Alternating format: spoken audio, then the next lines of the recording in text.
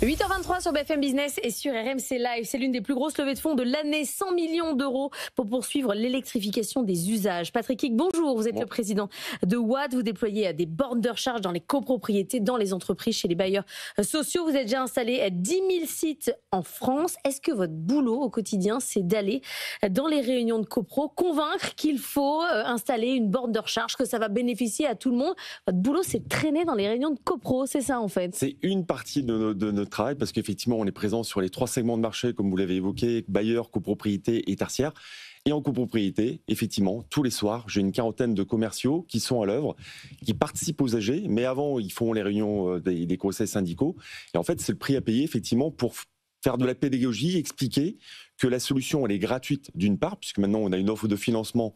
Donc déjà, gros argument quand vous arrivez en rayon de copro, c'est gratuit. Sans reste à charge pour la copropriété, premièrement.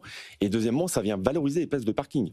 Et accessoirement, effectivement, vous pouvez poser une borne de recharge. Donc il n'y a plus de réticents, en fait. Il n'y a plus de frein, en fait, sur la partie copropriété. C'est la raison pour laquelle aujourd'hui, il y a déjà 36 000 copropriétés qui ont franchi le pas. Le marché, c'est 250 000. Il en reste encore 200 000. Et tout est à faire sur les 2-3 prochaines années, effectivement. Anthony. Alors du coup, sur la technologie, comment on avance là sur ces fameuses bornes de recharge? On voit maintenant qu'il y a des bornes de plus en plus rapides. J'ai vu la semaine dernière, c'était BYD, le fabricant chinois, qui a annoncé des bornes de recharge qui permettent une recharge complète 0 à 100% en 5 minutes chrono. On s'achemine vers ça aussi en France ou ça n'a pas de sens?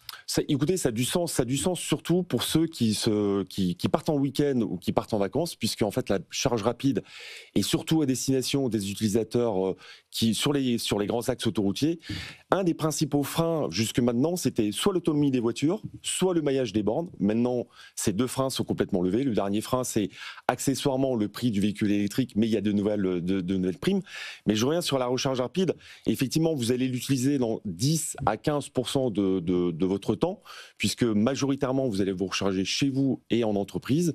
Et sur ces 10 ou 15% du temps, effectivement, c'est intéressant de se recharger assez rapidement. Il ne faut pas perdre de vue également que plus vous allez utiliser la recharge rapide et plus vous allez faire vieillir prématurément. C'est que ça abîme la recharge rapide. Exactement. Comme les smartphones. Comme les smartphones, c'est pareil. Les 5 minutes, c'est quand même, ce sera un truc de fou. Mais c'est pas ce que vous faites vous, puisqu'effectivement, dans les copros, on n'a pas forcément besoin de recharger en 5 minutes. Vous avez toute la nuit pour vous recharger sur de la recharge lente, effectivement. Alors, il n'y a pas que vous qui êtes sur le secteur, il y a de la concurrence. Ça veut bien dire qu'évidemment, il y a un marché. Il y a eu des grosses levées de fonds aussi pour Electra, par exemple. Aujourd'hui, est-ce que vous voyez le marché se consolider? Vous êtes trop nombreux? Vous avez des solutions différentes? Comment vous voyez évoluer ça? Alors, on n'est pas trop nombreux, puisque, encore une fois, rien que sur le marché de la copropriété, vous avez 200 000 copropriétés encore à occuper. Idem sur la partie bailleur, idem sur la partie tertiaire. Malheureusement, effectivement, il y a certains freins à l'entrée. On parlait de la copropriété. Effectivement, si vous ne connaissez pas les codes de la copropriété, si vous n'avez pas ce réseau, c'est compliqué de se dire je vais tout d'un coup adresser la copropriété. Il va y avoir une consolidation dans les prochaines années. C'est irrémédiable. Parce qu'aujourd'hui, il y a des modèles économiques qui fonctionnent, d'autres qui fonctionnent moins. Aujourd'hui, notre modèle économique, la preuve, fonctionne. Il a séduit des fonds londoniens et la BPI, donc DWS à Londres, et BPI, puisqu'en fait, on a un modèle qui est aujourd'hui robuste, avec une croissance qui est profitable. Et effectivement, ce n'est pas le cas, malheureusement, de l'ensemble des opérateurs sur la place du marché. Alors justement, c'est quoi le modèle d'économie qui est rentable? Parce que vous disiez c'est gratuit pour les copros, mais il faut bien que vous vous financiez. Donc c'est quoi? C'est la vente de bornes? C'est l'installation? C'est un modèle par abonnement? Comment ça fonctionne exactement? Alors, c'est très simple. En fait, l'infrastructure, elle est financée. On a un partenaire financier qui s'appelle Logivolt, qui est une filiale de la Caisse des dépôts et consignations. Donc en fait, c'est la banque des territoires, c'est l'État quelque part. On va financer l'infrastructure comme si on allait mettre des antennes relais pour les smartphones. Ensuite, chaque copropriétaire qui veut une borne nous achète une borne et ensuite il va l'utiliser avec un prix d'électricité qui est très compétitif, puisque aujourd'hui on massifie notre achat d'électricité, évidemment. Vous vouliez volontairement aller chercher des fonds à l'étranger. Pourquoi? C'était pour se donner une dimension européenne? Vous aviez peur d'avoir trop de Français au capital? C'était quoi la démarche? Alors effectivement, c'est une partie de la réponse, c'est-à-dire que DWS est très présent, est adossé à la Deutsche Bank, donc c'est pas un petit fonds.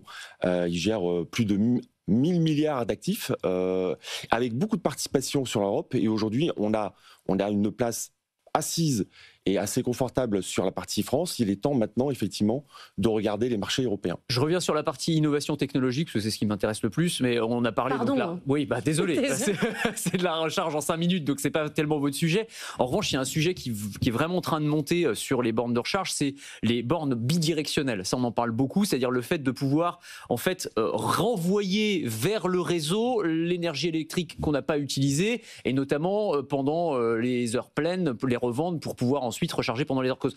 Ça, quand est-ce que ça va arriver? Est-ce que ça va bientôt devenir une réalité pour les Français? Alors, ça va arriver, ça arrive tout doucement, puisque en fait, pour cela, il faut des bornes qui soient bidirectionnelles, mais il faut surtout des voitures qui puissent faire les deux. Aujourd'hui, vous avez la fameuse Renault 5 de Renault qui le permet. Il n'y a pas beaucoup d'autres voitures, donc c'est un marché qui est en devenir. Après, il faut aussi qu'il y ait une réalité économique, c'est-à-dire que c'est bien de revendre cette électricité qu'il y a dans la batterie, mais encore faut-il qu'il y ait un modèle économique. Aujourd'hui, on a la chance d'avoir de l'électricité pour pas cher, contrairement à l'Allemagne ou la Pologne qui produisent l'électricité à partir de centrales à charbon, ça coûte beaucoup plus cher. Donc il faut qu'il y ait ce modèle économique qui est en cours de construction aujourd'hui. Merci beaucoup Patrick Quick d'être venu ce matin pour nous parler de Watt.